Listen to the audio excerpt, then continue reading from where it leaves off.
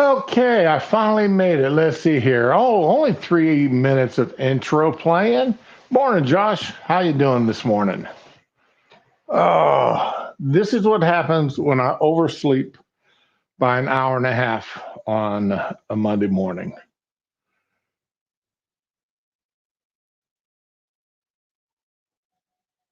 Oh, no power. Dang.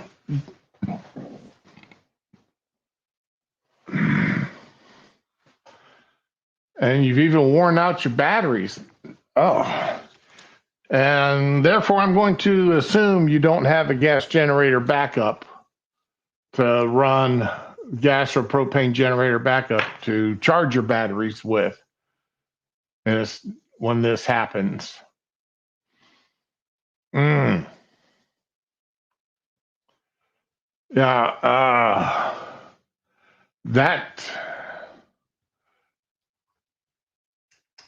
that really sucks. Uh, Y'all have heard you. I know you've heard me talk about this before when it comes to generators. I've got a dual use one. It uses both gasoline and propane. And I'm actually, even though propane is more expensive than gas, propane doesn't go bad. So as I can afford it, I go and fill up my big bottles of propane or buy smaller ones and then keep them uh, stored in a semi um,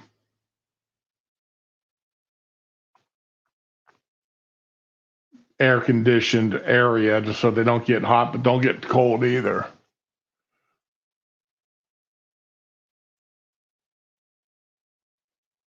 Hey, morning, Ramen.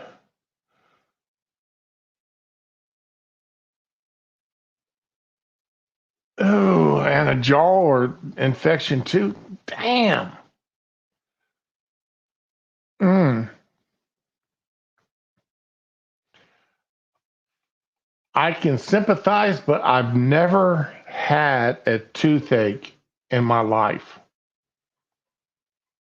I'm one of them lucky people. I hit when it comes to my teeth, I've hit the genetic jackpot. The only problem I have is I'm susceptible to gingivitis, therefore I use Listerine by the gallon. I buy that the biggest ball of that old fashioned brown Listerine, and I use that 2, 3, 4 times a day. And I even got a water pick that when I use that, it's got that brown Listerine in it. Dennis recommended me that back, God, when I was 18, 19 years old in the Air Force, one of my first dental visits. He recommended that to me, and I've been doing it ever since. I ought to own stock in Listerine with as much money as I've spent on them over the decades. But that is what it is. Wife used the blue stuff, which she can buy at Sam's. I use the brown, which Sam's don't carry. So I've got to buy it at Walmart. But that's okay. Like I said, though, I did wake up 2 hours early or 2 hours late this morning. And I am running way behind. Like I'm on my second syringe. I'm only on my second syringe. I'm usually on my third or fourth by now. And that's what took the intro being so long was I was out swapping out syringes, getting the next one ready to go. So, because it just ironically it happened to empty out just as it was coming time. Okay, but anyway,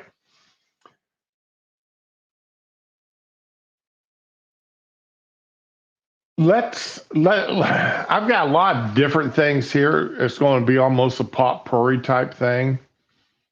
Um, One of the things that made me laugh,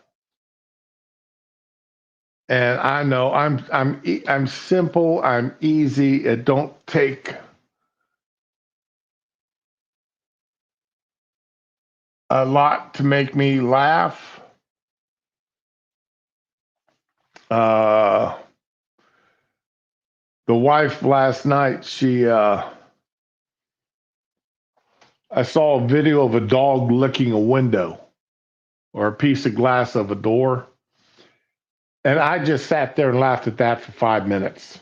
I'm not talking just little ha ha, I'm talking I'm bent over, sitting on the couch, holding my head, laughing. Because it is just so stupid funny. The expression on this dog and the way its tongue was smeared all over that glass. I just hope that, I'm never the one that's got to clean any glass after that dog's been done licking it. But anyway, since that's what it takes to make me laugh, you can understand why this made me laugh. I don't know who created it. Juanita Broadwick, she's one of the people I do follow, and she posted this yesterday. And what can I say? I'm just sitting here. Right now, I'm just sitting here suppressing a chuckle as I laugh it.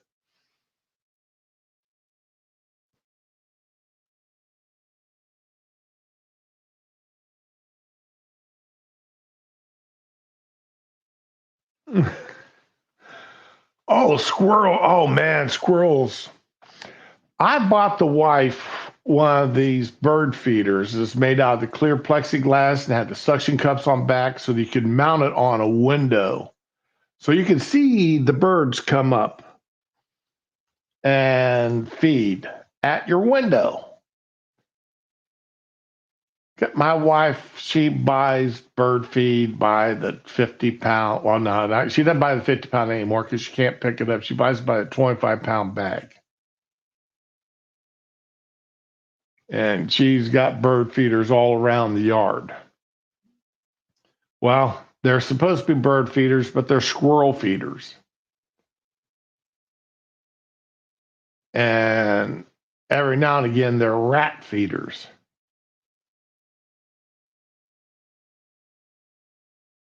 And that's why she took that bird feeder off of the window ledge because she didn't mind the squirrels coming up there and eating the bird feed. She thought that was neat watching the squirrels sit there stuffing their face. And one day I'm in the kitchen doing my thing. I was either cooking or cleaning or washing dishes or something. And all of a sudden I heard her scream and start beating on the window. I come running around to see what was going on. And there was a big old rat climbed up on the bird feeder and was eating out of it.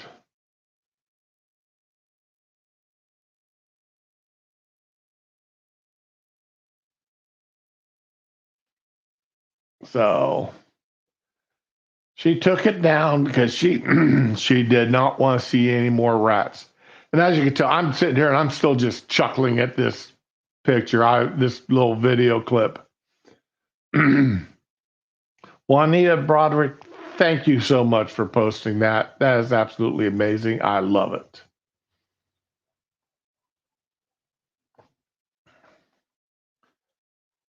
So let's start off with this Hill article.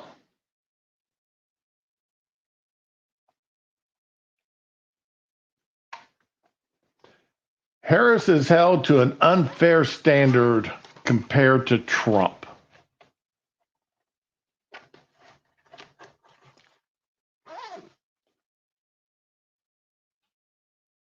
Amazing.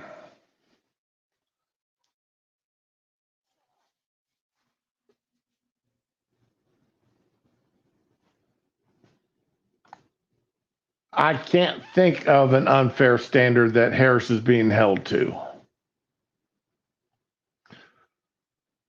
Want to hear something funny? Atlantic editor-in-chief Jeffrey Goldberg and National Public Radio senior political editor Domenico Montanaro believe that Democratic presidential nominee Kamala Harris is being unfairly held to a higher standard than her opponent, Republican nominee Donald Trump.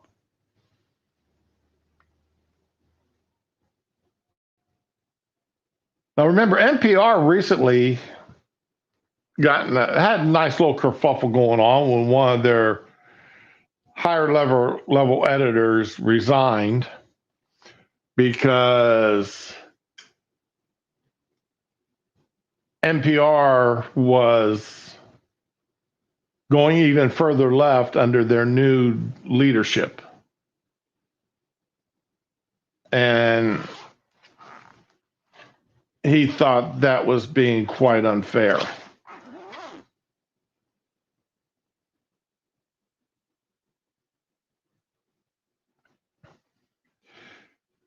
Yet, even in advancing this argument, they proved the opposite.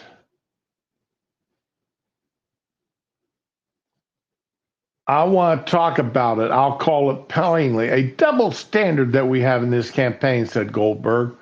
We're sitting here parsing as we should what Democrat nominee for president says in an interview, how she answers questions about a whole range of subjects. Now, remember, the only interview she's done was started off as a 60-minute interview edited down to 18 minutes. So they're talking about an 18-minute edited interview. It wasn't a live interview. It wasn't an unedited interview. It was an interview that had gotten edited before it was aired. And it was edited to make her look as good as possible. Her and her little tampon in the boys' bathroom running mate, Tim Walz. He then played a video wherein Trump riffed about the inefficiency of green energy, including wind, and the correlation between clean energy mandates and the cost of groceries, including bacon. The point was completely lost on Goldberg.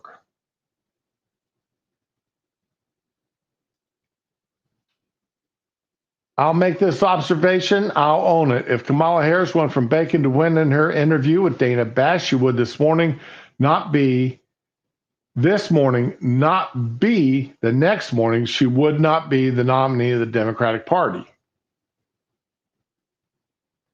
Goldberg seems oddly baffled by the idea that any candidate would discuss how inefficient, artificially expensive energy alternatives would drive up the cost of essential goods and services.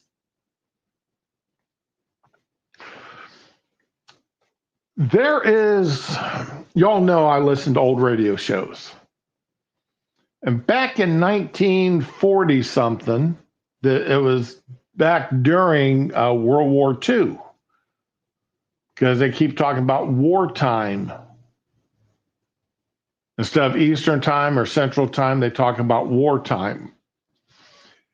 And during the radio show, the lead actor had brought up about a 1 cent a gallon gas tax that was being proposed.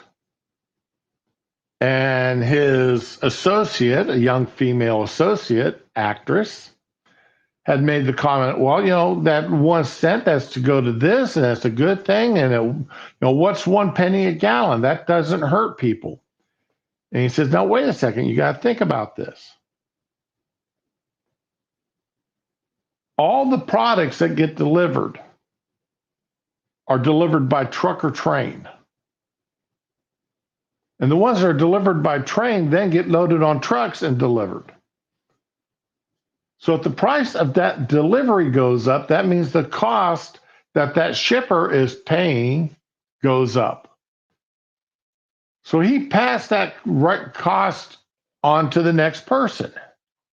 Well, the next person also has to load it on a truck to deliver it. So now he has to raise the price. And so on and so forth. He goes, somewhere along the lines of the average item before it is taken to your grocery store goes through 7 to 12 different delivery systems, each one raising the price of their product to pay for that 1 cent a gallon gas price increase. So by the time you as a shopper gets to the store, you're paying 7 to 12 times increases on the price of that product. And then it dawned on her, and she said, oh, yeah, I see what you're saying, da, da, da, da, da, end of story. Well, that's the point Greenberg is missing here. We've got to pay the wind energy. Wind energy sounds great. It's the wind blowing giant fans. Well, those giant fan blades mostly are not being recycled, but buried when they're damaged. Those giant wind blades kill birds. Those giant wind blades do not normally generate enough electricity to pay for themselves before they require servicing and replacements. So yeah, the idea of getting energy from the wind is fantastic. Just like the idea of getting energy from the tidal currents along the coastlines. I remember 50 years ago reading articles about underwater generators that would generate electricity due to the motion of the tidal currents just coming up along shore. We don't see those out there now because the price of making it happen outweighs the benefit. Let's see. Generator causes noises, causes all the adaptations, working costs. What is artificial about energy cost? There is no artificial. What is artificial about energy costs? No, not nuclear. I'm assuming you meant not nuclear, but no. But global warming will kill us tomorrow policies. Of course, they want the U.S. and us reduced to M's and S's. Josh, I don't understand what M's and S's are. Unless, mutants and slaves.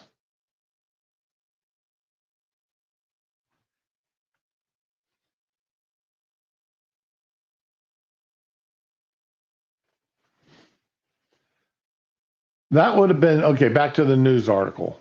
That would have been very strange. People would have been like, what is going on? Do we have an absurdly low standard now for the things Donald Trump says and does?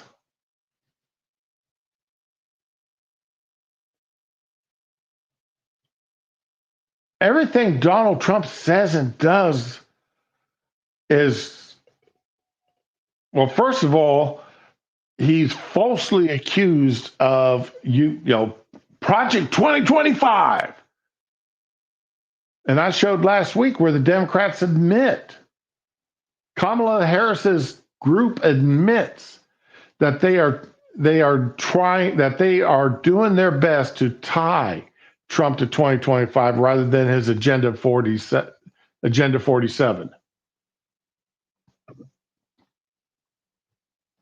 They don't want to look at what 2020 at Agenda 47. Because most people out of the 20 will agree with at least 15.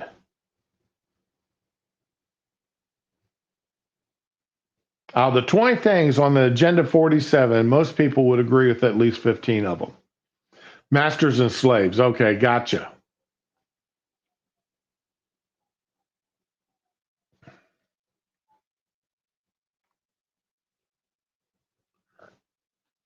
If from a reporter's standpoint, he added, we do have to be careful about what level we hold both of them to.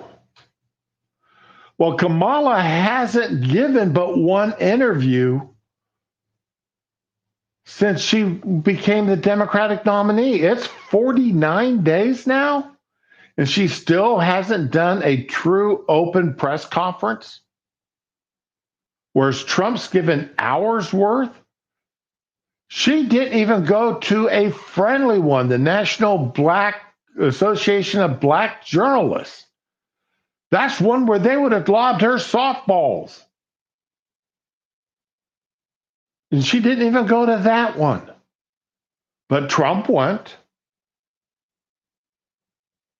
And Trump was abused, misused, and accused through the whole thing.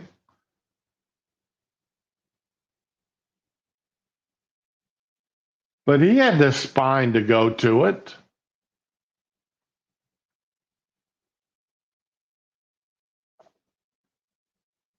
Of all the things aside as the contrast between Harris and Trump, they chose public speaking. Have they not heard Harris speak? To hear journalists compare Trump's rambling, nonsensical speaking style with Harris's as if there's any clear daylight between the two is flat out funny. Trump is famously inarticulate and incomprehensible, especially if you don't follow him start to finish. He fills each sentence with so many tangents and digressions as to make himself almost unquotable. That's true. I have to listen to Trump's interviews and speeches multiple times and back it up and play it over again, certain sections, to understand what he's talking about sometimes. Well, a lot of times. But if there's anyone who comes close to being as intelligible and all over the place as Trump, it's Harris. Try on this Harris wisdom for size. We will work together and continue to work together to address these issues, to tackle these challenges, and to work together as we continue to work, operating from new norms, rules, and agreements that will convene to work together with the galvanized global action. Or this, it is time for us to do what we have been doing, and that time is every day.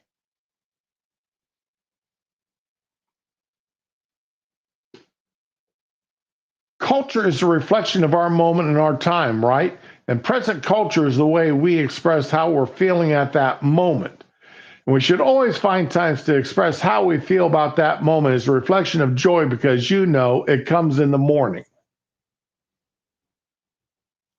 Then, of course, her infamous, we shall be unburdened by the past as we look to the future, some communistic nonsense like that. Yet here we are, two ostensibly well-educated writers and editors suggesting that when it comes to public speakers, voters hold Harris to a higher standard than Trump. When I fact-checked Donald Trump's hour press conference, he told 162 lies and distortions within that time minute. 2.5 a minute compared to Harris's acceptance speech, where she had 12 statements I found contextually misleading or needed more.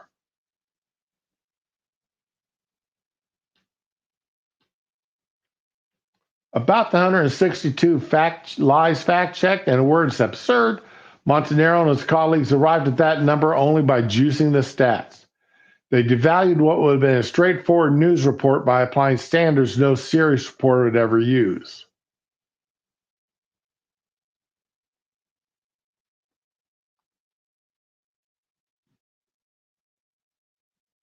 All right, the example they're using here. President Joe Biden is a very angry man right now, he said during his August 8th presser. I can tell you that. He's not happy with Obama. He's not happy with Nancy Pelosi. Crazy Nancy, she is crazy too. No lies detected. NPR's fact-checked found multiple lies in this statement. Trump can't speak about Biden's state of mind. All evidence is that Nancy is perfectly sane. See her recent multiple rounds of interviews about her book, including with NPR.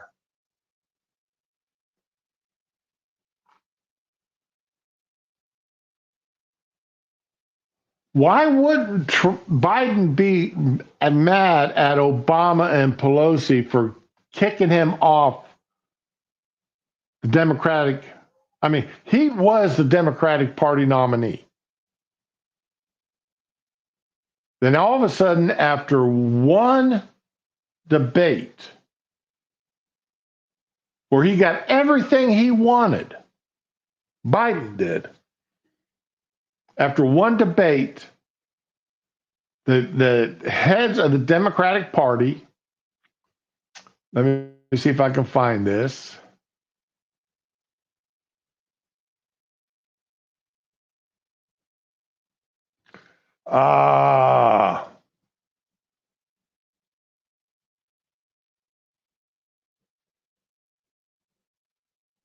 Okay.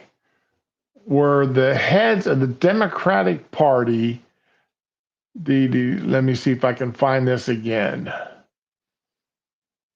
Because it was absolutely here we go. Kamala Harris is the first candidate to be entirely created by the media. She has no record of accomplishments. Well, actually, she does. And she runs from that record.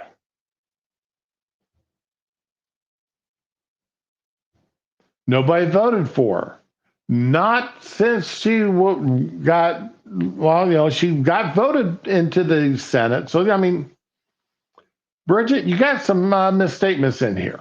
Unless you're talking about nobody voted for her to be running for president this year, then you're entirely correct. Her popularity was in the toilet a few months ago. That's true. Nothing about her has changed except that now the media is pushing her to the people nonstop. She'll be the first Democratic candidate in American history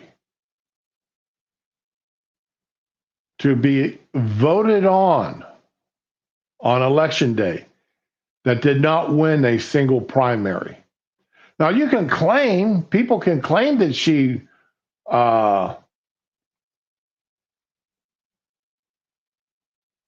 was voted because she was on the ticket with Biden. It was a Biden-Harris ticket. Therefore, a vote for Biden is a vote for Harris. But if you look back to when Harris ran by herself, she didn't get votes. She dropped out. She blew $40 million and dropped.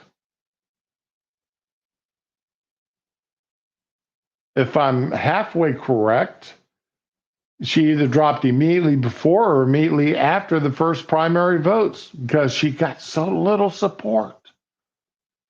And she blew through 40 million.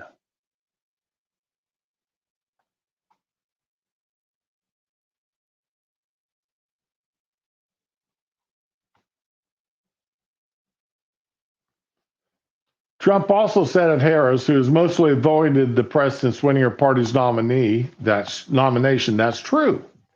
She can't do an interview. She's barely competent and she can't do an interview. NPR responded with this intentionally hilarious paragraph. Harris hasn't done interviews since getting into the campaign, but she has done them in the past. So saying she can't do one or barely competent are just insult. Trump tends to revert to questioning the intelligence of black women who challenge him.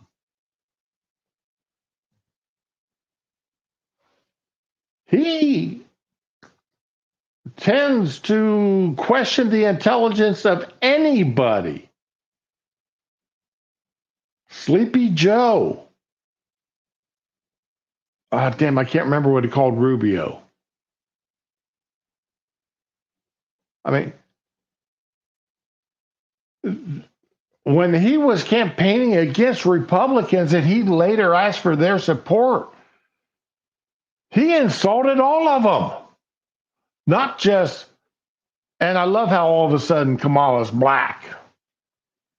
When she grew up as a Southeast Asian who just happened to have a Jamaican father.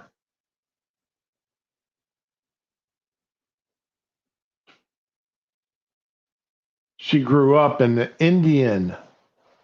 She grew up as an Indian woman, not as a black woman. She grew up as an Indian girl in an Indian household, practicing Indian culture. It probably wasn't until she went to college that she got much exposure to the black culture.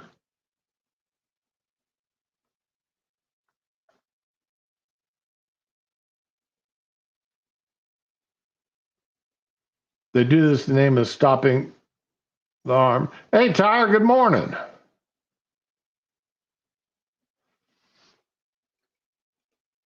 Is she really ethnically black?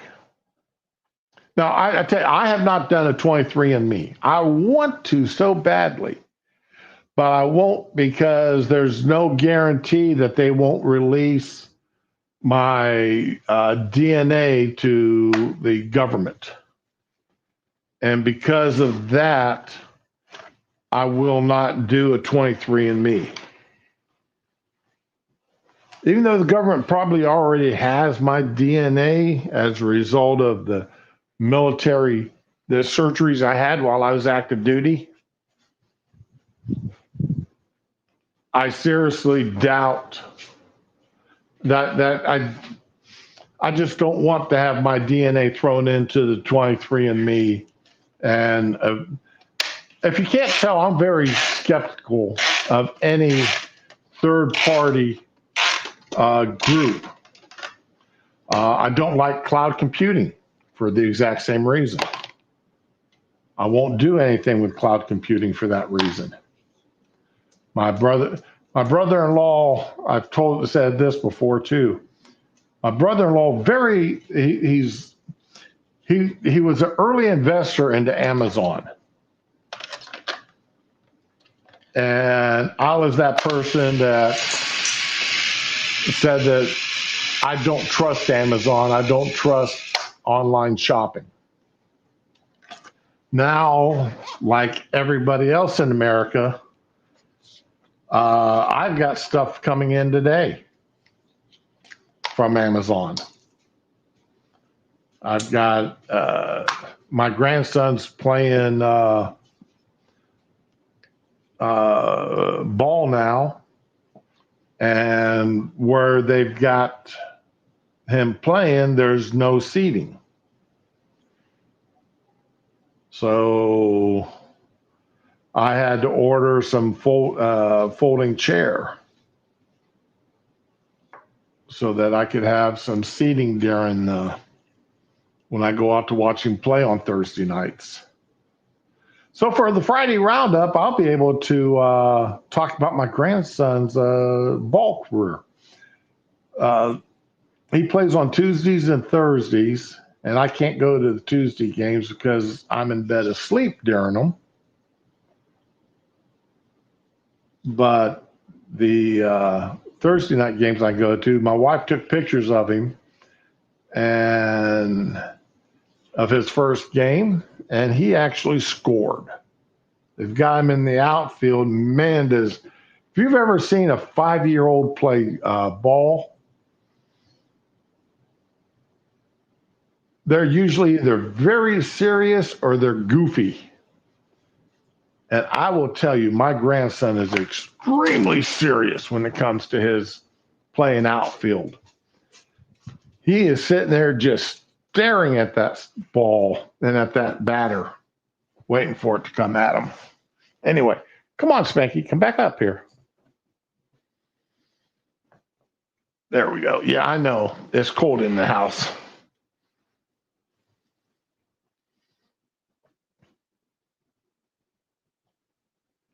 Okay, I see what you're saying there, Tyre.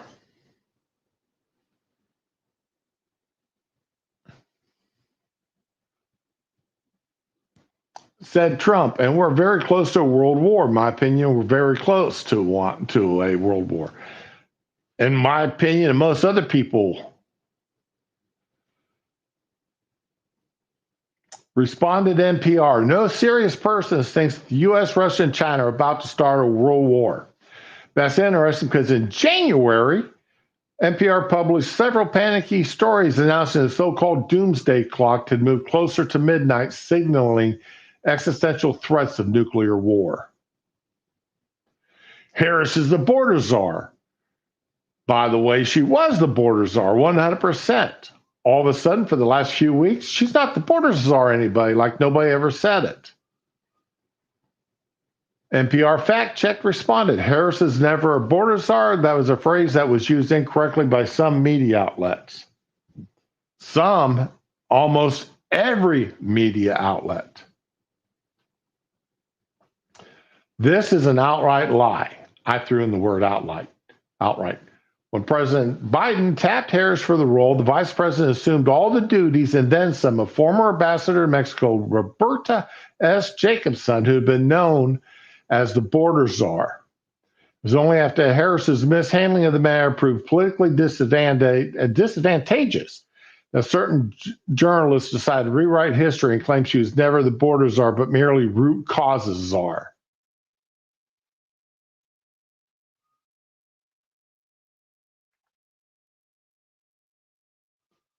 Trump also said, as presser, Rasmussen came out today. We're substantially leading. NPR found this to be a lie.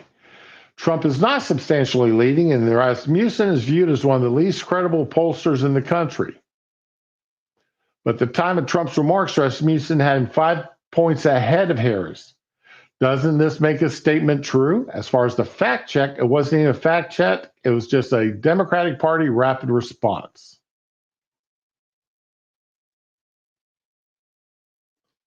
Trump does exaggerate. Oh, yeah. And he loves hyperbole. Oh, yeah. That's why I have a hard time listening to his speeches. And yes, he lies. He lies a lot. There's no reason to bloat a Trump fact check with filler. In theory, he provides all the material you ever need.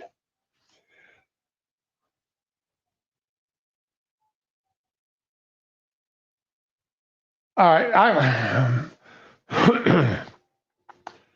I guess if you're using the strict definition, if it's not 100% true, then it's a lie. Then yes, Trump does lie a lot. Trump is known for exaggerations. And when he exaggerates, he's not telling 100% truth. But the core of what he's saying is the truth. Hey, Wiley, good morning.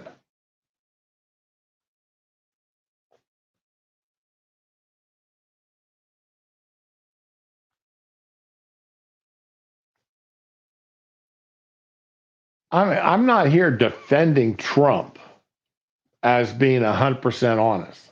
I've never defended Trump for being 100% honest. Again, he loves to attack people in any way he can, and a lot of times his attacks themselves is a lie about the person.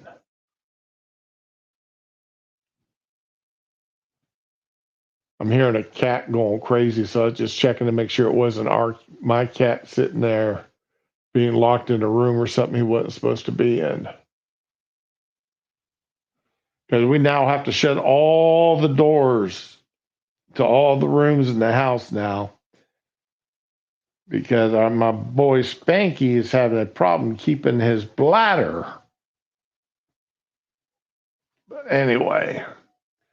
But the way NPR fudged the numbers here evinces not just plain bias, but a political agenda. Anybody sufficiently motivated and willing to employ such incredible standards could just as easily find 162 lies in anyone's speech, including Harris. For example, Harris said at her party's convention that she believes everybody has the right to safety, to dignity, to justice. The inmates her office tried to exploit for cheap labor when she was California's attorney general might have something to say about that. Exactly.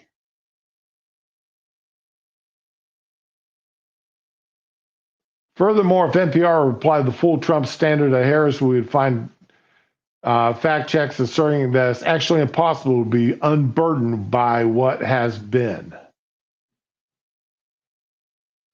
We don't see such fact checks because NPR operates within a system of double standards. And that's why their one editor quit a few months back. It believes in a second set of standards that contrive impossibly stringent fact checks for Trump while publishing this paragraph in his meager fact check of Harris's. And that's not just NPR. That's ABC, NBC, CBS, especially MSNBC and CNN. And with CNN bringing back Stelter, holy crap. Oh, thumb boy there.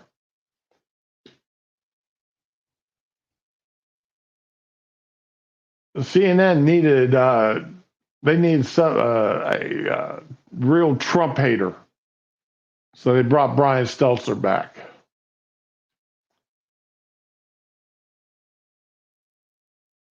While publishing this paragraph in his meager fact check Harris's convention speech, rolled the press to hold politicians to account for the accuracy of their statements in good faith.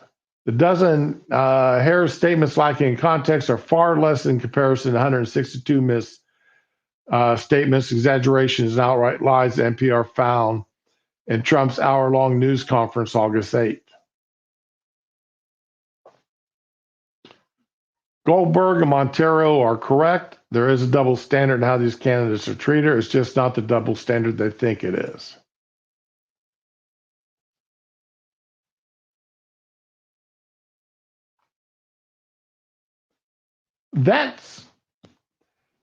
And the problem is, it's just not NPR. Again, CNN, MSNBC. They're the two big, MSNBC is the biggest offender, followed closely by CNN, ABC, CBS.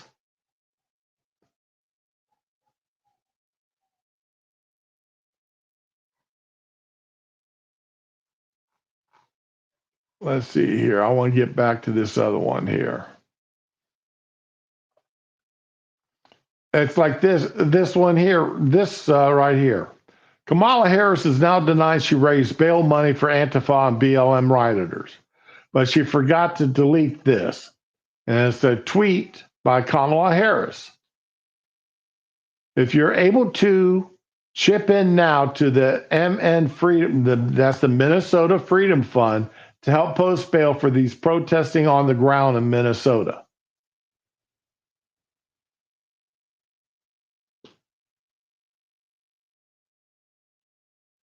Oh, she's lying. She's lying about what is easily.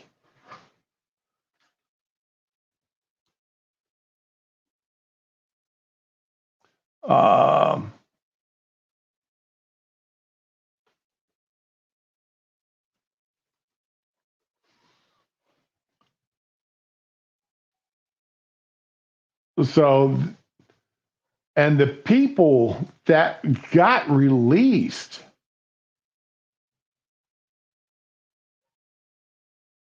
out of that place is absolutely outrageous.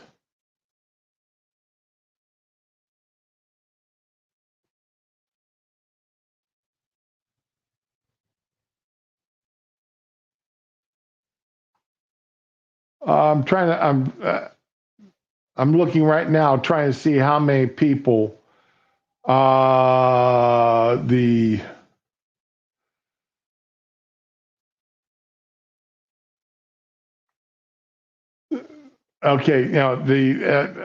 crap. I ran out of time this morning, guys, because I overslept by 2 hours. I took an extra pain pill last night.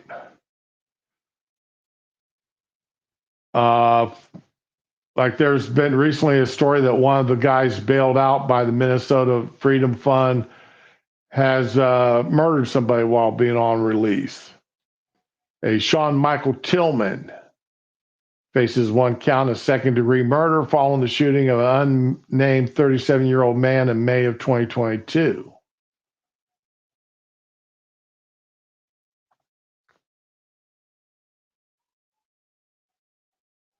All right. Now, he was given bail support on misdemeanor charges, but while he was out on that bail, he murdered somebody.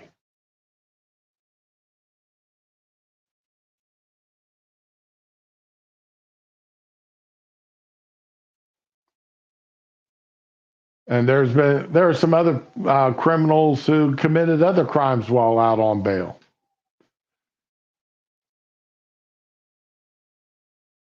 And it didn't look then, and it doesn't look now like this Minnesota Freedom Fund spent much time in researching who they're bailing out. They're just bailing anybody and everybody. But Kamala did raise money for them. So is it fair to paint Kamala with that same brush? You helped raise money for this group, and therefore the money used bailed out this guy, and this guy turned around and murdered someone? Is it fair to paint her with that, with the brush of you helped free a man to murder somebody?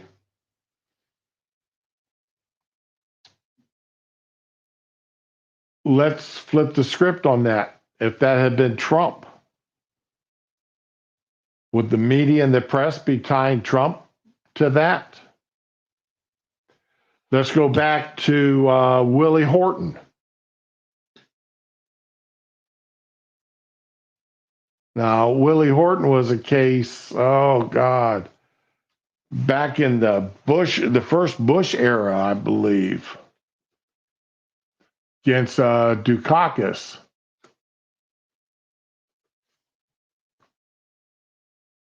And 1988 election.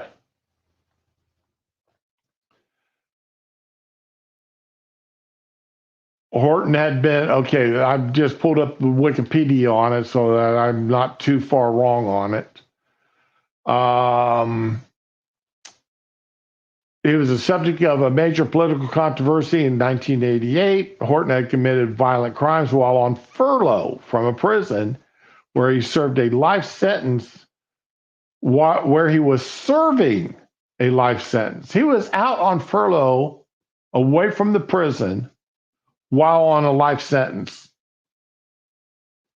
Released for the weekend, was the beneficiary of a Massachusetts furlough program. He failed to return, later recaptured and convicted of assault, armed robbery, and rape. During the 88 presidential campaign, U.S. Vice President, Republican nominee George H.W. Bush brought Horton up frequently during his campaign against Democratic nominee Michael Dukakis, who was the governor of Massachusetts.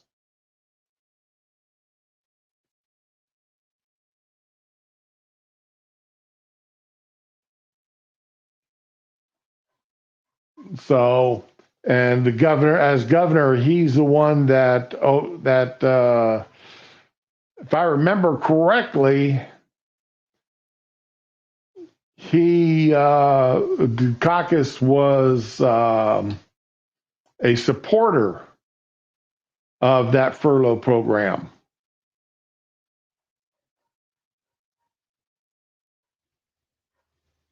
So let's see here. The state inmate furlough program, originally signed law by Republican Governor Francis Sargent in 1972, excluded convicted first-degree murderers. However, in 1973, the Massachusetts Supreme Judicial Court ruled this right extended to first-degree murders because the law did not specifically exclude them.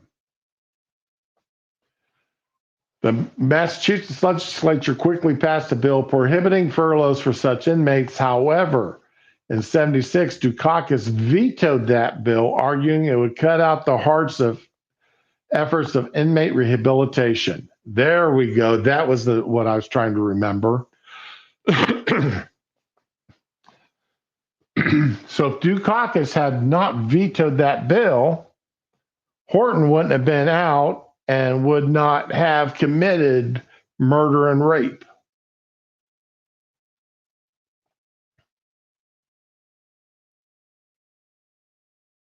And that's how Dukakis got painted with it. All right, get back up here to the front of the story again.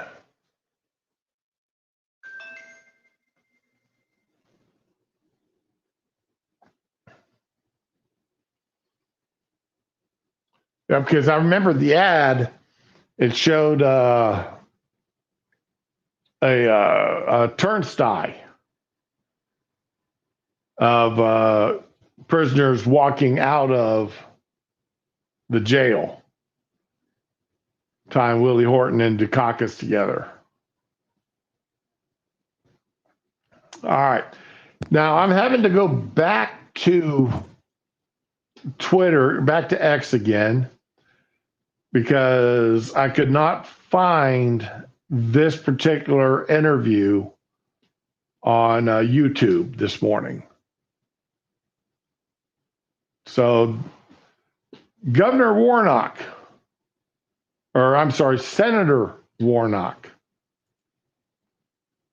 was on Meet the Press. Should she also be, in your opinion, supporting a mandatory gun buyback program? The she that they're talking about is Kamala. Listen, we're not going to be able to get where we need to go without action in Congress. Okay, where is it you think he thinks we need to go? We've got to pass some laws to deal with this. Now, I was heartened by the fact that 2 years ago, we finally did a gun safety law, the Safer Communities Act. And it was the first gun safety law we passed in 30 years. And it has done nothing to prevent what they said was designed to prevent. 30 years. And it was modest, but it did save lives. But clearly, in the wake of what happened just the other day in Winder, Georgia, it's not enough.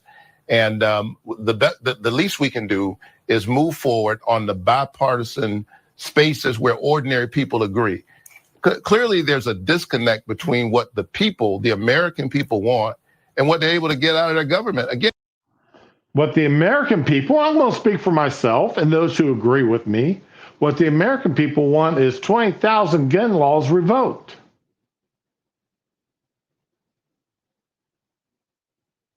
$20,000 gun laws, I want them revoked. And I'm going to speak for me as an American citizen and anybody that may agree with me. I'm not going to say every American citizen agrees with me, because obviously not every American citizen does. But you're sitting there lying and you're out through your lips saying that the American people want this. No, we don't want this.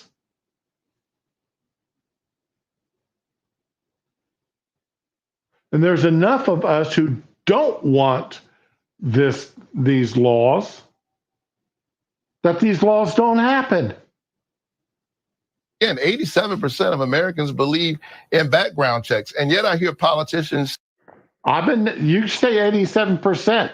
I've never been asked if I believe in background checks. I've never been asked, so how can you say that 87%? I doubt you interviewed that whoever took that poll polled enough people to make that claim. Say that it's not guns who kill people, it's people who kill people. And yet we don't even want to know who those people are. Well, first of all, they're absolutely right. My gun is sitting back in my bedroom right now, sitting on my dresser. Yesterday, my gun was on my hip most of the day for most of about 24 hours.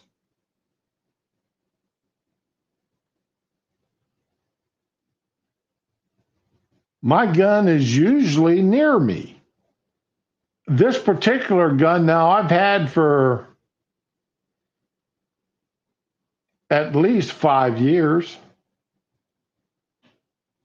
Whenever Glock came out with their Gen 4s,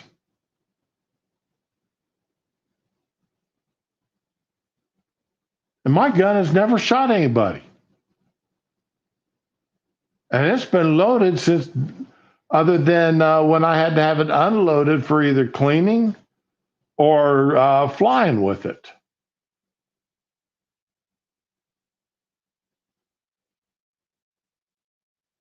So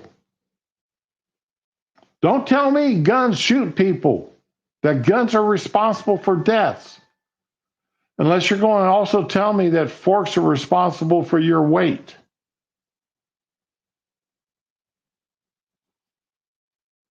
We won't even support. Senator, just yes or no, though. Should she support the mandatory buyback program? Just a yes or no. Listen, look, as a pastor, I've done buyback programs. You can. How can they call these programs buybacks when they never owned them to start with? You can't buy back something you never owned. It's that simple. If you've never owned it, you can't buy it back.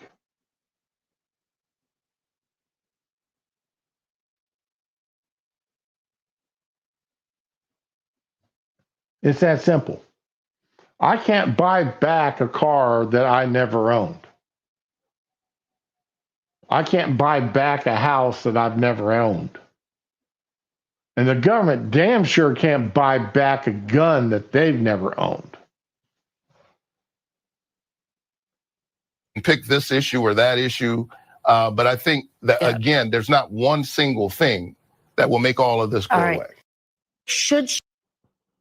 And see, that one of the things that they are sort of neglecting to talk about here on this gun violence, the last 4 school shootings,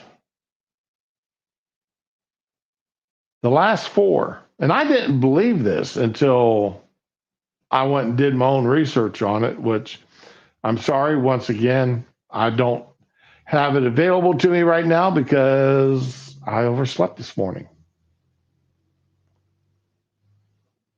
But the last 4 have all been performed by people who were known to be mentally ill, but had been kowtowed to, endorsed in their mental illness, supported in their mental illness, because they're all transgender or gender confused people.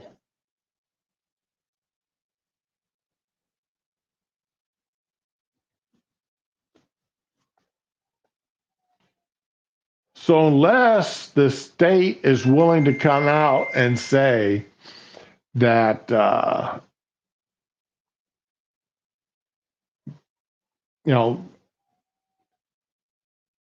transgendered people are mentally ill and shouldn't have guns,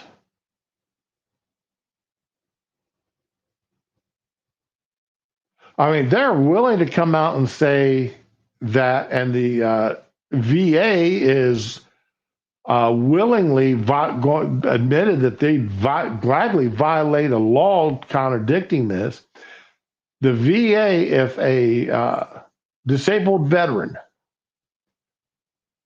puts somebody in as an overseer of their money, because for whatever reason, they don't trust themselves to make sure all their bills get paid on time or whatever, the VA reports that person to where they cannot legally own a firearm.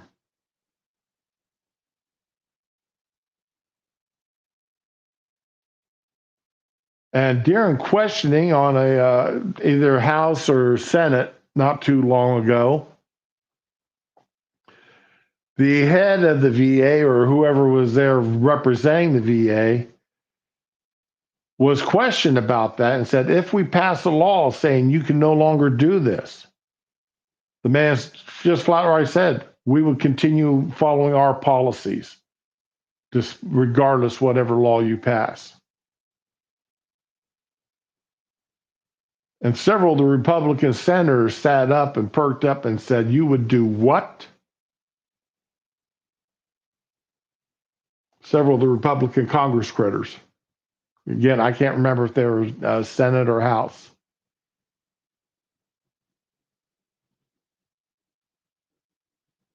But that is absolutely, I mean, the VA coming up.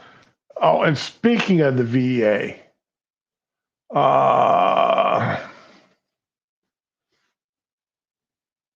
California LAVA court order.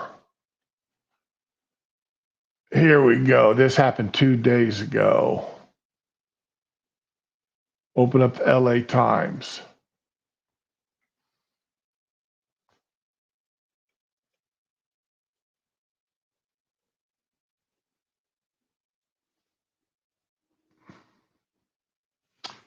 This happened 2 days ago.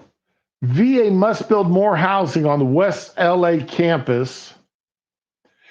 And UCLA and Brentwood school leases are illegal. A federal judge on Friday ordered the U.S. Department of Veterans Affairs to build more than 2,500 units of housing for low-income veterans on its West LA campus. In a 124-page decision following a non-jury trial, the U.S. District Judge David O. Carter also ruled that the leases to UCLA, Brentwood schools, and others on VA property are illegal because they don't principally serve veterans. UCLA's Jackie Robinson baseball stadium is on 10 acres leased from the VA, and Brentwood School Athletic Facility occupies 22 acres. This place is massive. It is this VA property in LA is absolutely massive. Right there is 32 acres of property that they've got leased out to just two places.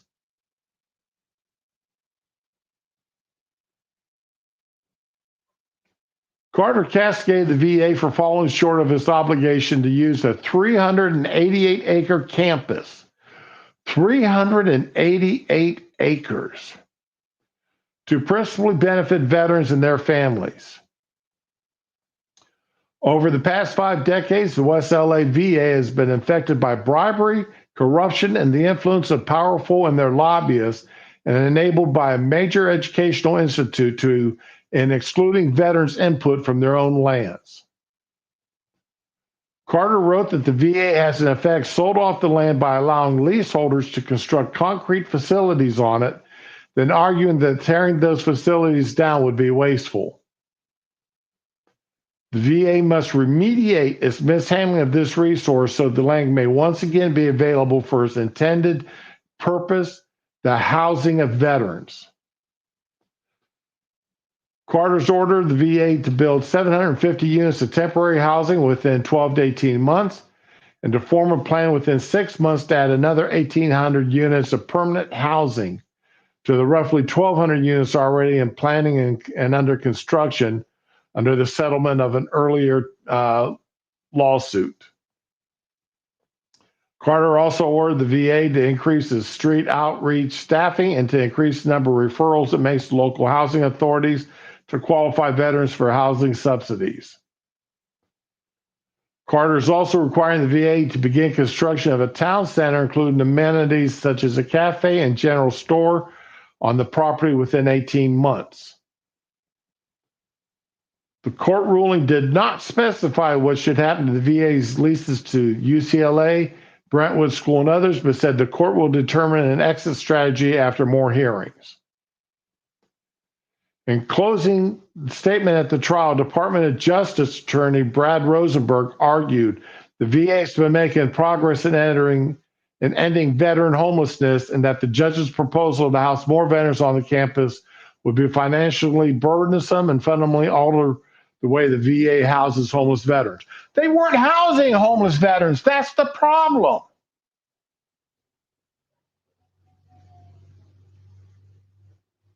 That is the problem. They weren't housing them.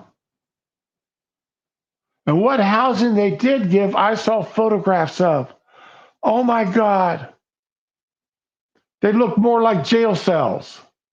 They literally looked like jail cells.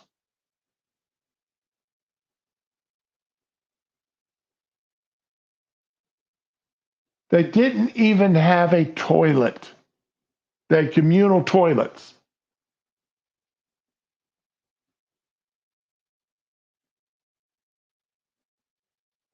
It is outrageous what the VA at this location thought was suitable for homeless vets. Now, this property, I don't know if this article goes into it. This property was donated to the VA after the Civil War. The VA had, under the condition that it be used to help veterans.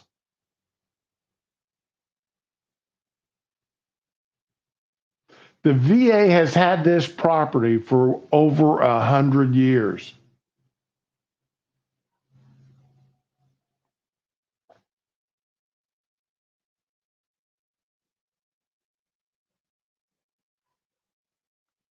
In a statement, Brentwood School said its lease complies with federal law and pointed to services the school provides to veterans, such as educational programs and access to the facilities. While we're still examining the full implications of the ruling, it will be a significant loss for many veterans if the extensive services we provide were eliminated. UCLA's media office issued a statement saying the university is reviewing the decision on how it would affect its public service partnership of more than 70 years with the VA. Working with the VA to service veterans continues to be one of our key objectives. How in the hell is a baseball park offer services to veterans? Explain to me. And see, and they were planning to build another one and a bigger one. But how in the hell does a baseball park service veterans?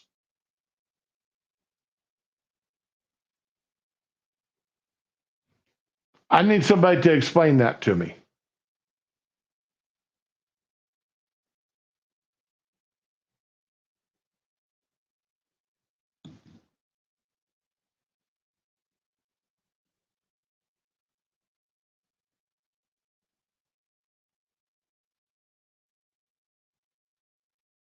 That they should never slept on concrete sidewalks, sheets of cardboard, or thin plastic tarp, said Mark Rosenberg of the pro bono law firm Public Counsel.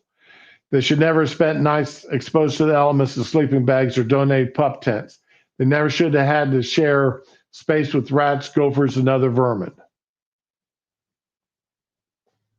The 3-week trial in downtown federal court reprised litigation going back to 2011 that challenged the leases and asserted unmet need for veteran housing.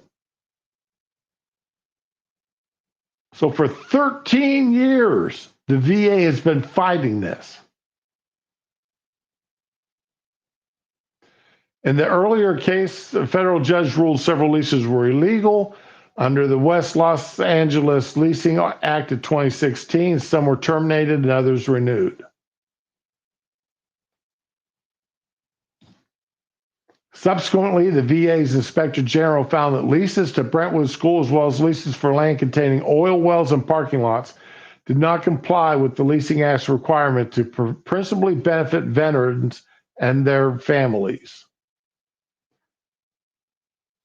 The VA disagreed and retained the leases. A Brentwood official testified in the recent trial the school pays $850,000 annually in rent to the VA and provides more than $900,000 in-kind services, including meals for veterans and a shuttle service so they can use the campus. In a 2015 settlement, the VA agreed to develop a master plan for the campus. A draft plan completed in 2016 called for 1,200 units of housing and new rehabilitated buildings, with the commitment to complete more than 700 units by the end of 22. Only 54 of those units were completed, and only 233 are currently open. So they promised in 2015 to build 1,970 units at a minimum by the end of 2022. And they only built 233.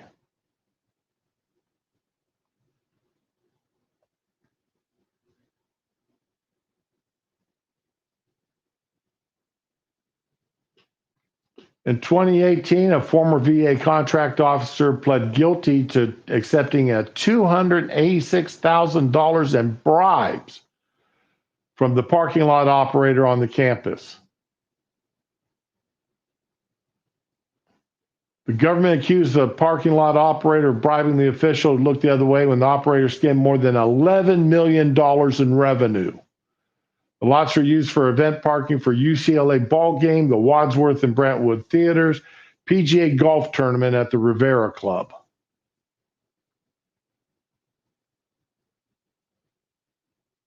Here we go. Prior to the trial, Carter had made 2 rulings in the plaintiff's favor. Last year, he found that the 1888 deed of the land by Senator John P. Jones and his business partner, the socialite and a businesswoman, Arcadia Brandy Stearns de Baker, for a branch of the National Home for Disabled Volunteer Soldiers, established a trust, and that Congress assumed a fiduciary duty for that trust. So the VA has had this land since 1888.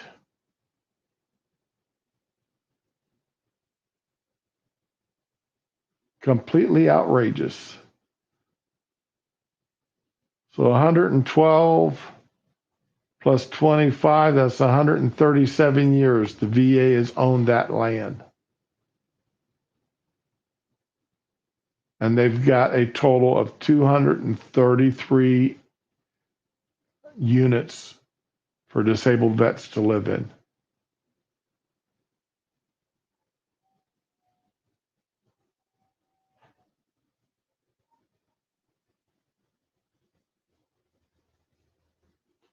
Addressing another element of the case, Carter ruled in May that the federal housing policy discriminated against veterans by counting disability compensation they received from the VA as income, which then disqualified them from the low-income housing on the VA campus.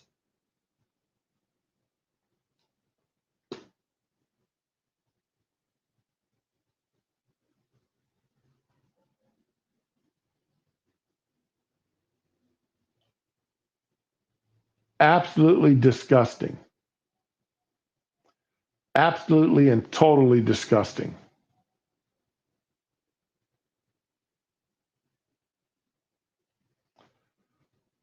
Carter ruled the housing plan for the campus must include units that do not count disability benefits as income. None of them should count disability benefits as income.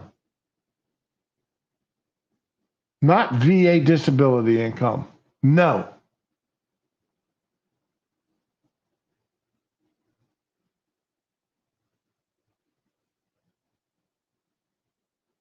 That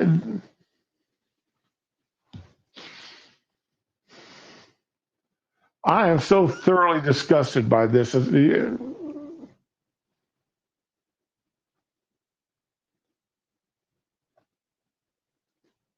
Acknowledging the plaintiff's arguments that a lack of enforcement had allowed the failures to occur, Carter said he would appoint a court monitor to ensure the terms of his rulings were met. In a rebuke to the VA's practice of contracting with developers whose use of cumbersome tax credits has delayed construction, Carter ordered the VA to employ the most efficient, affordable, and time-sensitive conventional financing of its housing projects.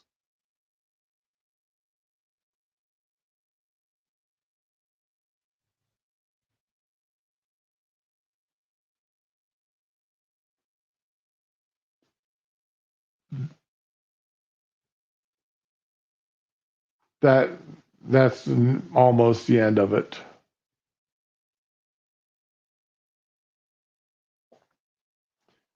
There was what they call here Veterans Row collection of tents that sprang up alongside St. Vincent Boulevard just outside the VA grounds during the pandemic.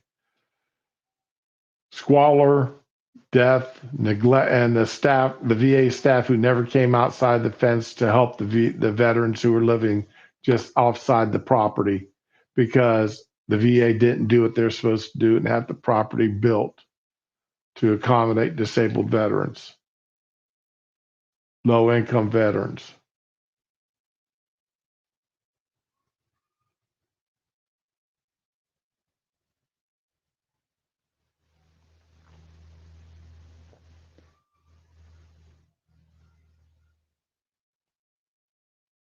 Oh, the VA did buy some 8x8 tiny homes to put them in.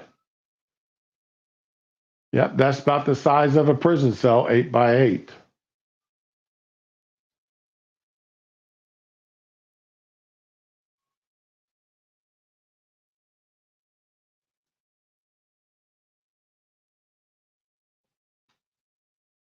Absolutely disgusting.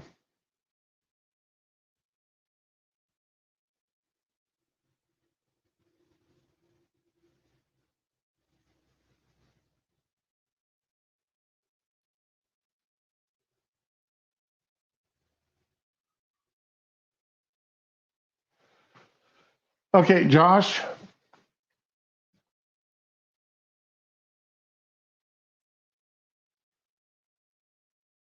Maybe it's because I come from a line of military personnel in my family.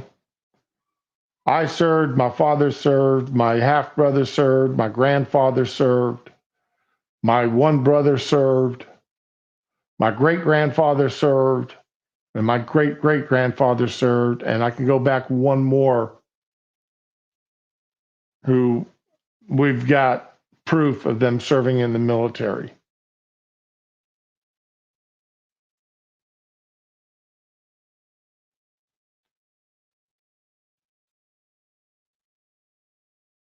Now, my grandfather, he got disability income from the VA. Okay, he had a metal, half of his skull was a metal plate. He was also an alcoholic due to the pain and the constant buzzing he heard in his head. One of the drawbacks to having at that time metal plates in your head to replace blown away skull. My father didn't draw disability, even though he had been blinded in one eye while serving in Korea. But he never drew disability from and has shrapnel wound.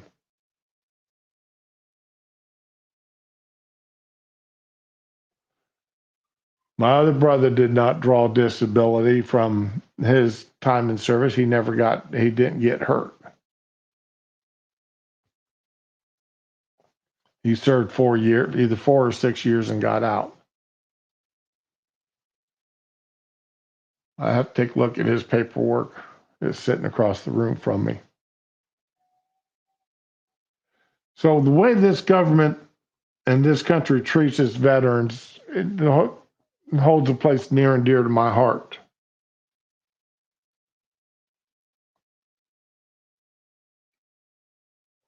Now, my brother and I were both volunteers. Everybody else in my family that served was drafted, including my half brother who got drafted into Vietnam.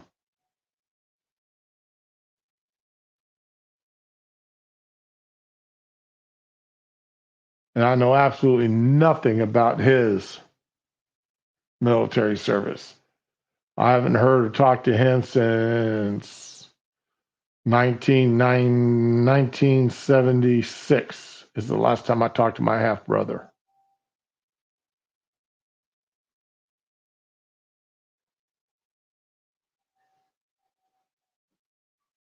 But there is some government expenditures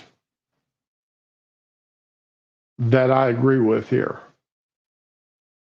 And supporting veterans, especially veterans with lifelong injuries, I do believe the government does owe that expenditure to the people. Now, you and I can disagree on that, and I won't think anything less of you. I don't think, for the most part, and I could probably understand why you disagree with it.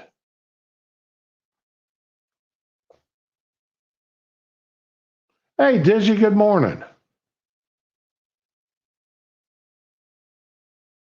And what have you missed? You missed a conversation about Kamala and Warnock and Trump and Bush and Dukakis. And now about the VA in Los Angeles that owns 388 acres and has been misusing it and lost a federal court battle last week. That's what we're talking about right now. Or that's what I'm talking about.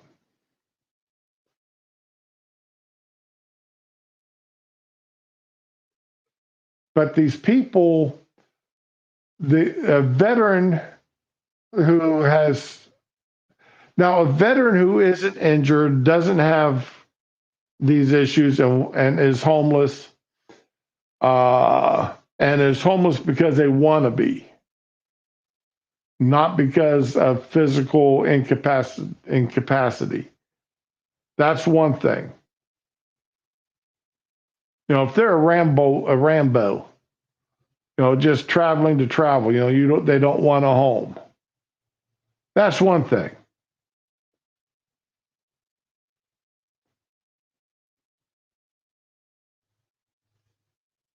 But if you're homeless because you've got injuries, including severe cases of real cases of PTSD,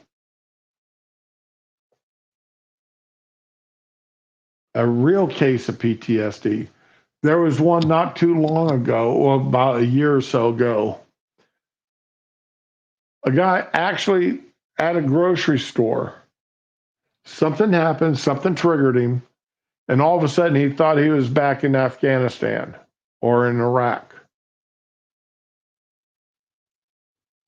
And he was using cars for cover. He was acting as if he was holding a pistol. I don't know if y'all remember that story when that video that came out.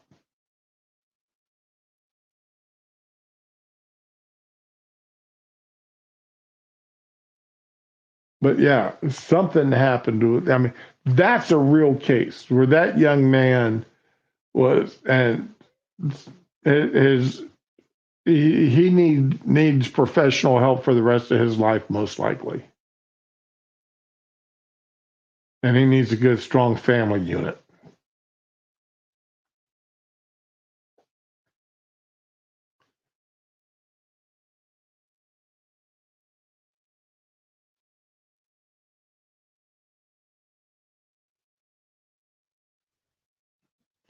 Okay, I see what you're saying there, Josh.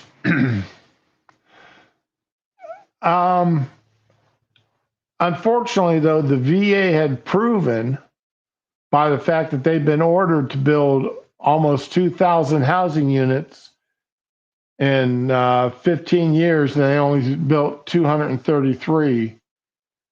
They proved that they can't follow the dictates of a court. So they have to have somebody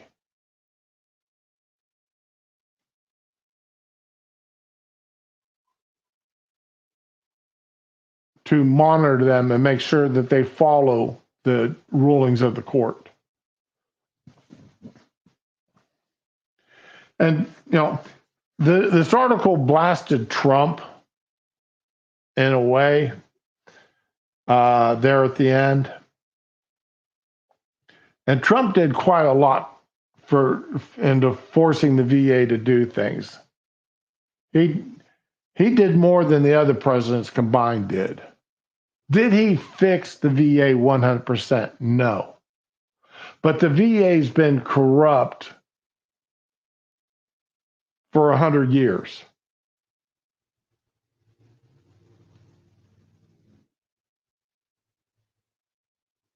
It's going to take more than 4 years to get it fixed. Well, everybody's hoping, well, Trump's going to fix this and Trump's going to fix that when it comes to our government. No. Our government is so corrupt, it's going to take more than one term, 4 years of Trump. If Trump is elected, it's going to take more than his entire term to fix the corruption in our federal government. First of all, by law, there's some of that corruption he can't fix because it's actually going to require firing people. Remember, during his first term, they had people purposely, they were bragging about it on YouTube and other social media sites, how they were slow leaking directives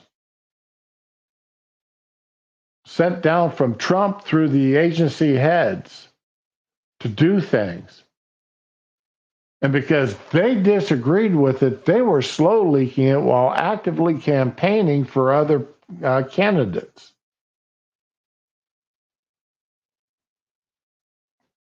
Yeah, you're right, Digi. Trump has to play the long game.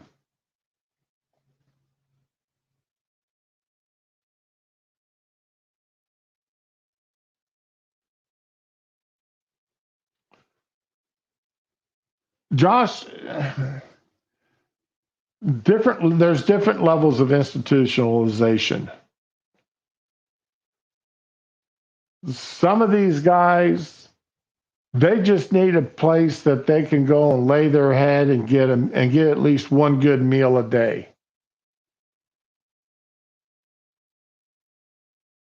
There's other ones, though, that need constant oversight.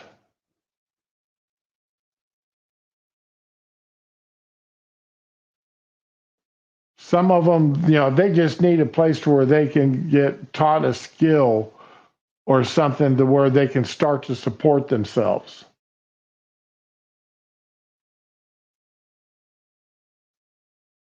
While also taking care of whatever medical issues that they have that's made them disabled to start with.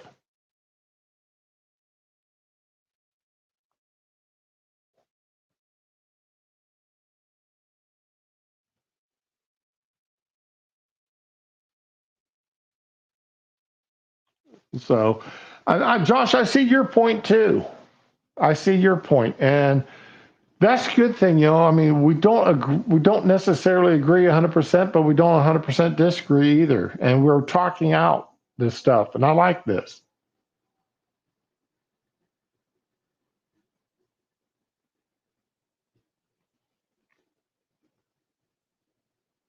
Well, the housing issue, that's a complicated thing, and you've got companies. I think BlackRock is one of them that holds billions of dollars worth of apartments and duplexes, triplexes, and single family homes, single building homes. And they jack the rent up. Like I said, a couple of weeks ago, I had a young lady knock at my door, and she said she was willing to write me a check for $250,000 right then and there on my house.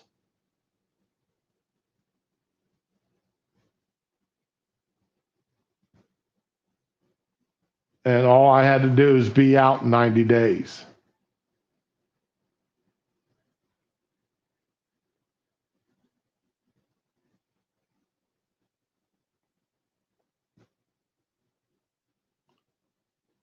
So that's got to be some company that's doing that.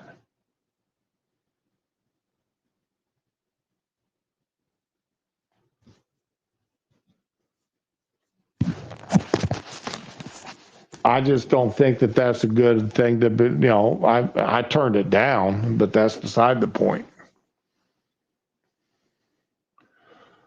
Okay, what story is this? Boy, oh boy. Okay, I can close that tab. I'm going to close the Hill tab. I don't need that anymore. I'm going to hold on to that one. Okay.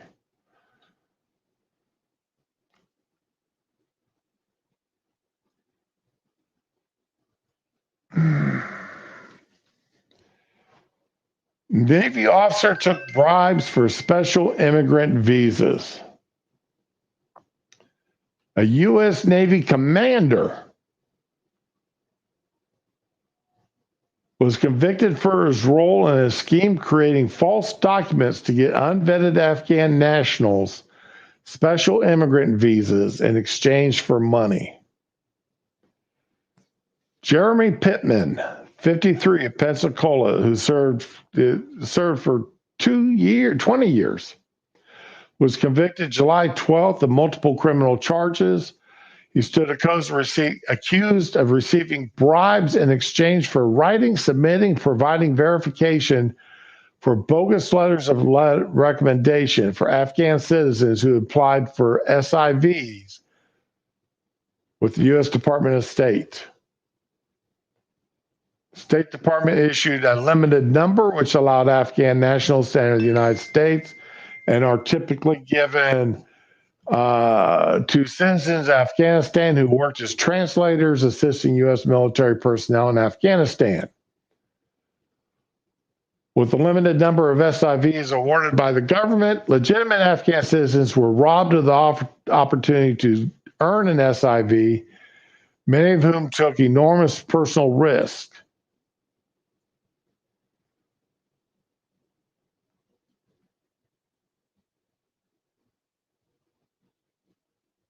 From February 2018 to September 2020, Pittman signed over 20 illegitimate letters where he personally vouched for the Afghan applicants and claimed he knew and observed them as they assisted the U.S. military as translators. He also claimed their lives were at risk due to being considered traitors by the Taliban because they assisted the U.S. and that they did not pose a risk to the U.S. security, when in fact he did not know the applicants at all and was no position to ensure they were not a security risk.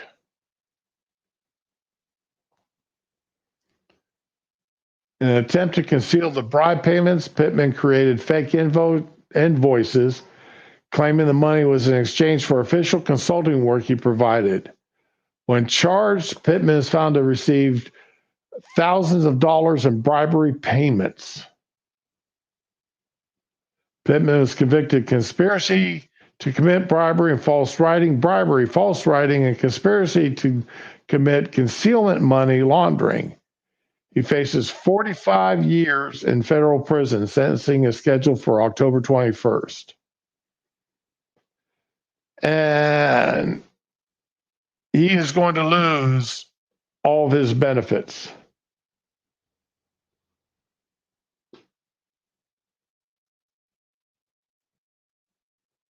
Now, you've heard me say that just because somebody's, served in the military, just because somebody has, is a cop, just because somebody's done this or done that, that doesn't necessarily make them a good person and worthy of honoring.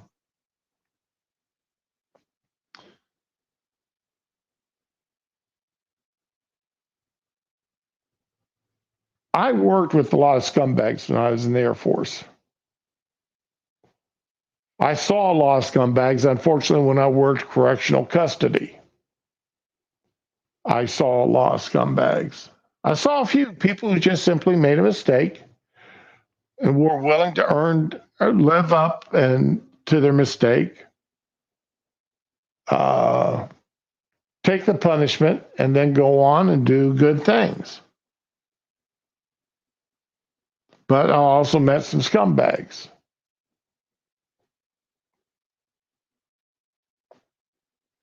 These people, just because you were in the military, just because you were a cop, just because you were an EMT, just because you were a firefighter does not necessarily mean you're a good person.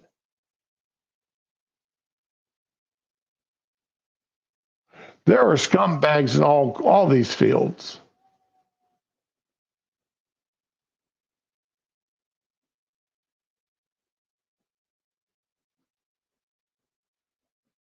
There are EMTs out there who steal drugs. There are firemen out there who are arsonists. Now, are chances good that in some of these fields you're more likely to have an honorable person? Yes. You're more likely to have an honorable person in the fire department than you are in the police department, in my opinion.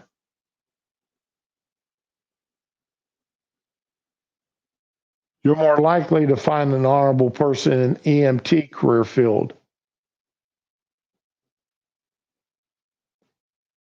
It's about 50-50 in the military for the most part. Again, these are just my opinions. Take that for what it's worth.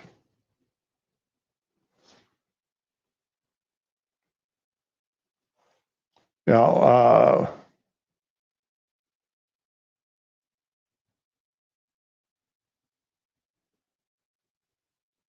when especially when it comes to police departments, if you want to tell me that somebody's a good cop, then tell me how many bad cops he's turned in. If the answer is none, then he's not a good cop. If he's never turned in a bad cop, turned in a cop for acting badly, then he's not a good cop because he's accepted the behaviors of bad cops. Yeah, that's just my personal opinion. Units, same way with teachers. I don't trust teachers today to be good teachers because too many of them want to teach things, their personal opinions instead of what's in the school books. You're exactly right. There are a crap ton of FUs in every profession.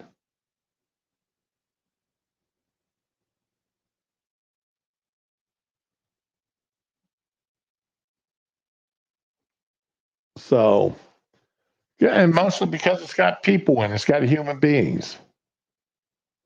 And when you have human beings, you're going to have corrupt people working in hotels.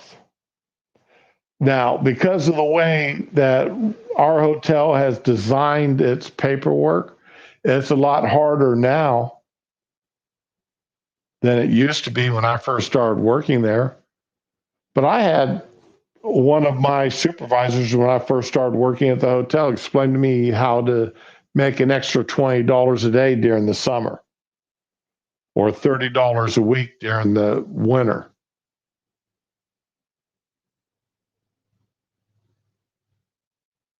By stealing from the hotel. So, yeah, it's one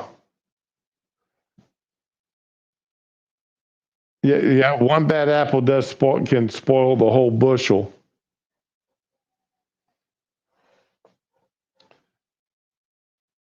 But if that one bad apple, but if the bushel is good, they're going to turn out that bad apple.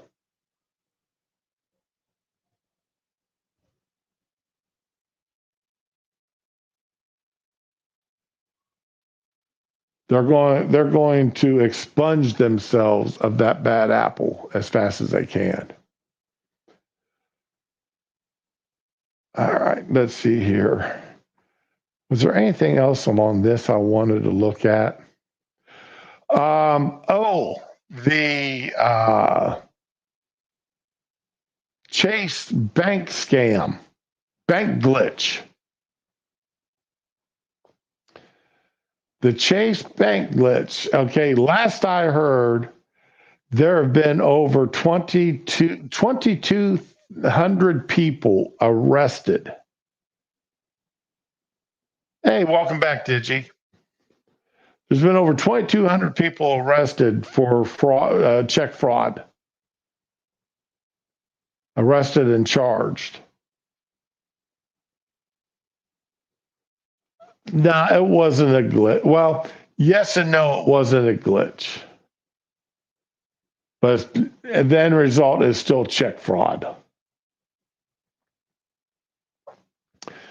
Oh, Tim Pool is planning on suing Kamala's campaign for defamation. And I'm not going to go through the whole article.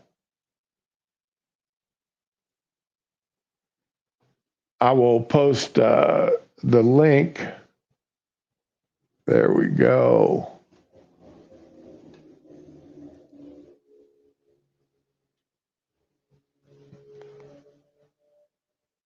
Let's see. Yep, there's the link to the article.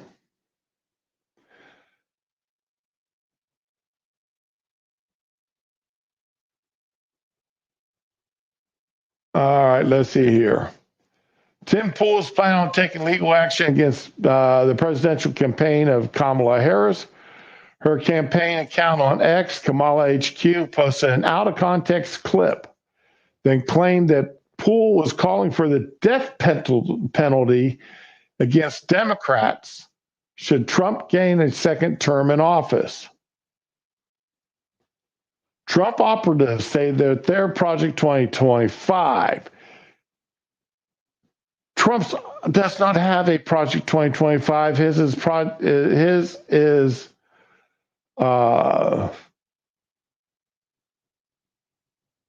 Agenda 47. I couldn't think of the word agenda. He has denounced 2025 several times, but in true Democrat and media fashion, they keep accusing him of things that he didn't. Remember the infamous question? Well, yeah, we know he condemned racism in the past, but does he condemn it today? Or has he condemned it today? Anyway, Trump operatives say their Project 2025 plan is to give Trump total unchecked legal power so they can jail and execute those who don't support Trump if he wins. Kamala Harris's campaign posted on X. Noting, by the way, the accusation, they have since scrubbed this video from YouTube. In response to this post, Pool has said, I have engaged legal counsel. We are preparing to take action. More to come. The more to come Tuesday morning when Pool addressed the post and the allegations on his morning broadcast. Not only is Pool not affiliated with the Heritage Foundation's Project 2025, nor with the Trump campaign, he staunchly opposes the death penalty and has for the entirety of his career. He walked through the defamatory comments from Harris's post and debunked each one, including the inferred allegation that the video was scrubbed to hide the commentary. It was in fact removed by Pool precisely because he does not advocate for or condone the advocacy for a death penalty. I feel the lies from the Kamala campaign have become so shockingly egregious, they strike at the conscience of any good, rational American. Pool said has detailed the reasons behind the forthcoming suit.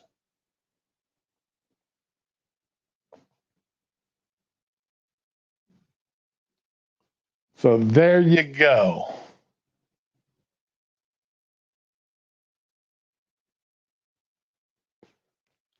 The Kamala campaign caught in another lie. And I used to watch a lot of Tim Pool. I don't know, probably 5 years ago, back when he was still talking about having his van. to go around the country, and that he was building a van. That's when I used to watch quite a bit of him. But I haven't watched anything by him since he's gone to these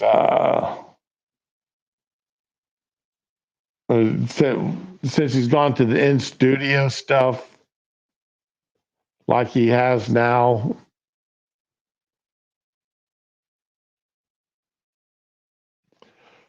Josh, I do believe in the death penalty in certain cases.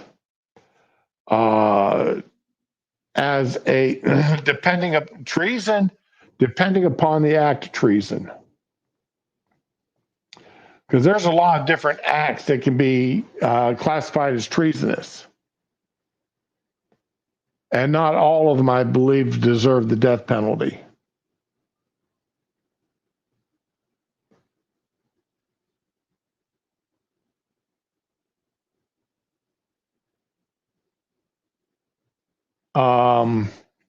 I definitely believe in death penalty for anybody that hurts a child.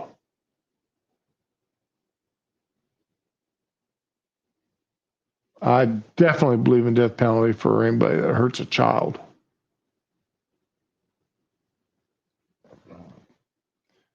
And there's few other cases where I believe in the death penalty.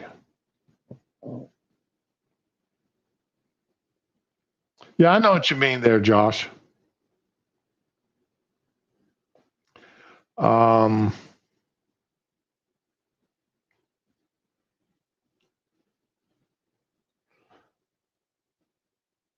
One of the things I wanted to get into, but I'm not going to have time to today. Oh man, I screwed up, didn't I? Yeah, I did.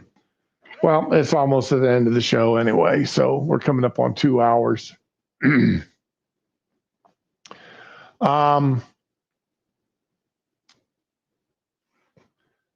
I've got a good immigration story here, but I'm not going to get into that now because I've got way too much. I mean, that's way too in depth for a story on it right now.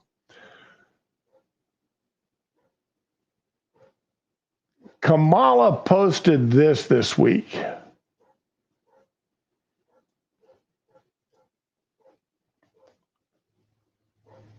She posted that yesterday, September 8th. If Donald Trump wants to pick a fight over our most fundamental freedoms, we say bring it on. Now, I had a response to this. And whoops, come over here and let me scroll down and find my response.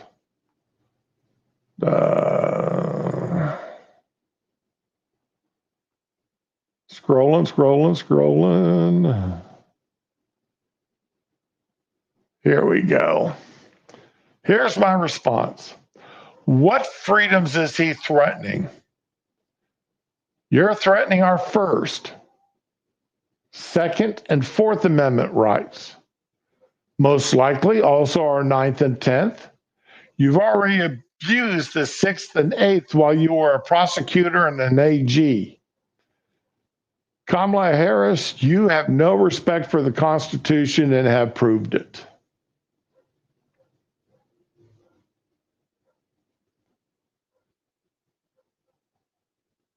She is actively supporting censorship. Remember, she wants to. I don't have the video clip, but the clip is there. You can find it, where she is fully in support of forcing social media sites to censor hate speech and misinformation.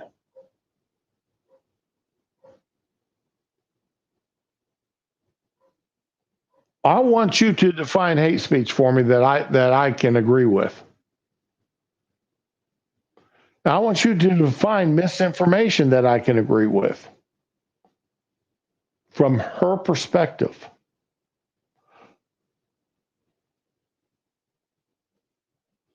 What is misinformation? What is hate speech? Speech is speech. Now, do I believe that there is limitations? If you're sitting there saying, I'm willing to pay $1,000 for somebody to kill or beat up a person, that is speech that should not be allowed. And if a social media site wants to ban somebody or take that type of speech down, hey, I got no problem with it. I got no problem with somebody saying, let's all meet at the town square and go burn down City Hall. Let's all meet at the gates of Columbia University and burn down the building that the Jewish students live in protest of the Palestinians, support of the Palestinians. I've got a problem with that. Because now you're advocating for the death and destruction and injury of other people and of property. Now, if you simply say, let's meet at the gates of Columbia University to protest such and such, you've got the right to say that. Whether I agree with your protest or not. Now, your protest in and of itself might be illegal because you may not, have the right to protest where you want to protest at.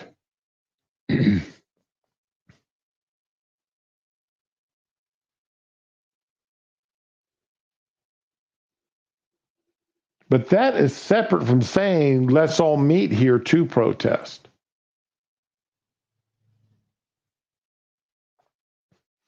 It's when you advocate for death, destruction, or injury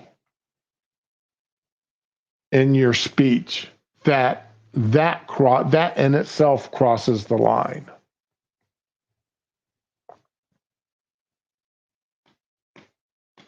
And I'm sure I've crossed that line when I've overindulged in adult beverages a time or two. But I just had a post taken down. No joke. I had a post taken down because I said that the people who videoed themselves and posted themselves on social media websites were as dumb as a box of rocks when doing the chase check kiting thing. And I had it removed. It said I violated the terms of service because I said they were dumb. I used the word dumb. Maybe if I'd said that they were as intelligent as a box of rocks, I would have gotten away with it. My usual commentary that I'm retarded Air Force. I had a post taken down for that because I used the word retarded. Okay, all right. You want to ban the word retarded and any post that comes down for you uses that word. Okay, that's fine. I wasn't insulting anybody else. I wasn't talking about anyone else. I was referring to myself. Context.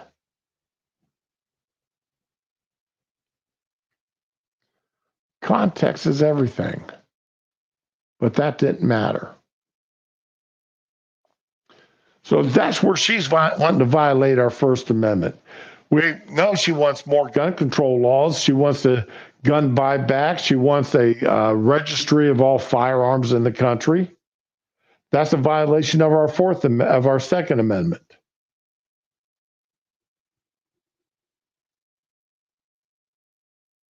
She wants the police to be able to stop and search anybody, including taking their IDs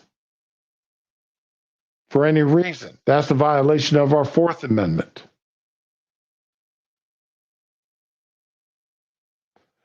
The Sixth and the Eighth Amendments, you know, the way she treated prisoners while she was the AG and prosecutor in California. She violated their rights. She kept people in jail longer than they were supposed to be to work as slaves for the state. And she almost sent a man to death row because she refused to give up exculpatory evidence until she was ordered by a court to do so. That in and of itself should disqualify her from ever holding any kind of elected office. When she almost had a man die because she refused to release evidence that proved that he was not guilty.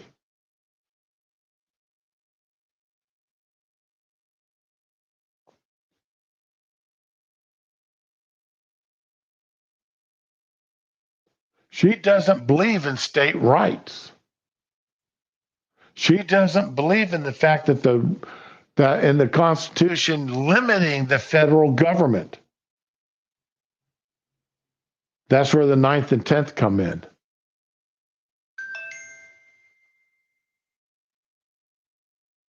And I don't even want to get into her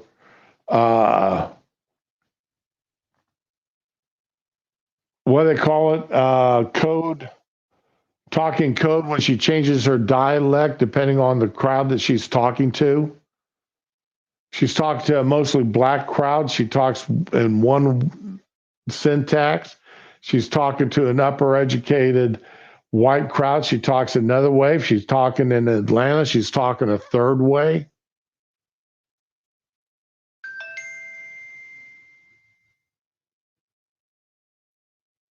Yeah, don't even get me started on that. Those are all reasons why she should not be elected president, in my humble opinion. Code switching. Thank you, Tyre. I knew it was code something, but I couldn't remember the second word.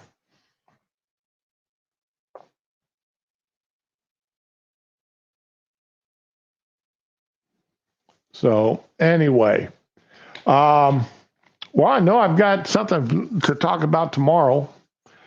But anyway, ladies and gents, thanks for coming out and listening to me today. I appreciate it.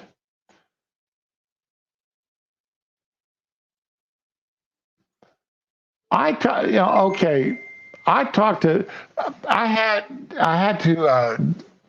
was talking to the girl I was relieving, the young lady I was relieving the other day, and a guest came in, and I got him checked in, got him to the room, and she goes, "Oh boy, you are totally different when you're talking to our guests." And she goes, I go, "What do you mean?" She goes, "You're just so nice and sweet. Your voice changes, your face changes." All right, so I told her, I said, "Well, you know, there's a couple hundred hotels here in this area, and the only thing that differentiates any of us is the person behind the counter. Who's going to come back to a hotel where the person behind the counter is a mean old bastard versus a nice guy?"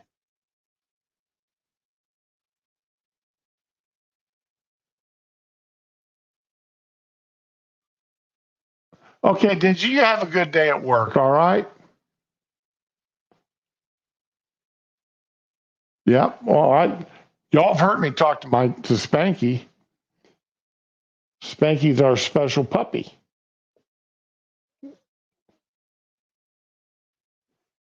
So, but anyway, so yeah, we do, in a way, we do talk different depending on who we're talking to.